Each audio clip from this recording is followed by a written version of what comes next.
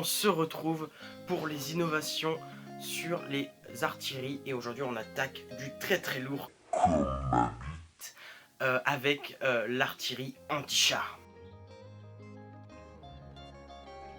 En petit 1, on va voir déjà un peu le contexte historique oula. Le contexte historique pour voir comment ont été créés les canons anti-chars. Donc, faut savoir que donc, les chars sont apparus lors de la Première Guerre mondiale et il n'y avait pas spécialement de canons faits exprès pour les éliminer. On utilisait des canons de campagne. C'était l'outil, on va dire, le plus efficace contre eux.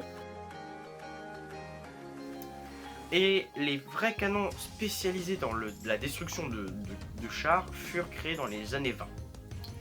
Et en même temps, il y a eu aussi le fusil anti-char. Donc ça, c'était en gros des fusils un peu gros, quand même un peu mastoc, qui étaient là pour percer le blindage des chars. Mais malheureusement, avec l'explosion des innovations pendant la Seconde Guerre mondiale, a rendu inefficaces les fusils anti-chars. Hein. Ils étaient presque plus utilisés. Et de plus, les premiers canons anti-chars étaient inutiles. Donc il a fallu en créer de beaucoup plus gros. Pour un petit chiffre, au début de la guerre, on commence à des canons de 70 mm. À la fin, on arrive à des canons de 128 mm. C'est presque le double. C'est vraiment une grosse évolution. Maintenant, je vais vous expliquer la différence entre un obusier classique et un canon anti-char. Alors, déjà, l'obusier a un canon un tout petit peu bas, un calibre plus faible que l'obusier. Donc les véritables... Bon, reprenons notre sérieux. Les différences sont le calibre plus faible, une forte vélocité et une taille plus petite. Donc la forte vélocité permettait de pénétrer de gros blindages en fait. L'une des particularités dans des canons anti-chars, c'était qu'ils étaient très souvent camouflés. Ils étaient souvent recouverts de feuilles et tout machin pour vraiment être vraiment cachés et attendre en fait comme une fouine qu'un char passe et tu le prends par surprise et tu le détruis.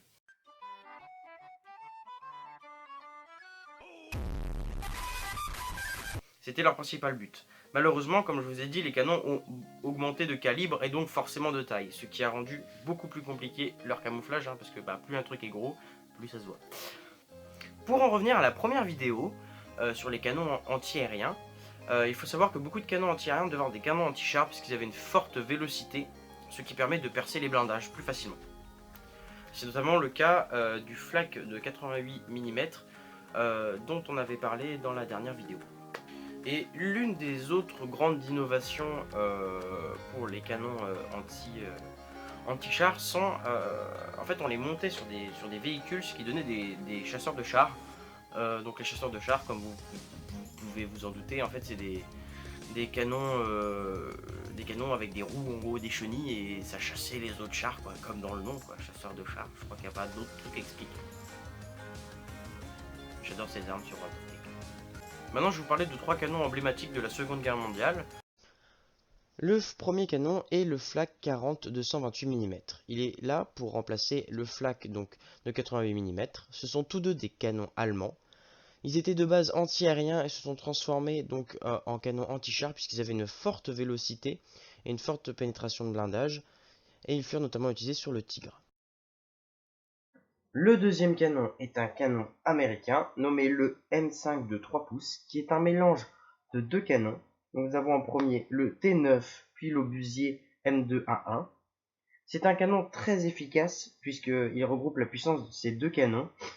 Malheureusement il était un peu lourd, il faisait environ 1,5 tonnes. Mais par contre il fut produit en énorme quantité puisque c'était près de 2500 exemplaires pendant la Seconde Guerre mondiale, ce qui pour l'époque est vraiment énorme. Maintenant, on va s'attaquer au dernier canon anti-char, donc l'ordnance QF-17 Pounder. Si j'ai galéré pour le dire. Bon, ce canon de merde, on va juste l'appeler le 17 Pounder, hein, parce que sinon c'est trop chiant. Donc c'est considéré comme l'un des meilleurs canons anti-char de l'époque. Il pouvait percer presque tous les blindages allemands. Mais en contrepartie, il était très gros. Il pesait 3 tonnes, putain. et donc forcément compliqué à camoufler quoi, et donc compliqué de prendre par surprise un tigre ou un autre char allemand. Il fait notamment utiliser sur des tanks de combat ainsi que sur des chasseurs de tanks. C'est pour vous dire comme quoi le canon était très performant.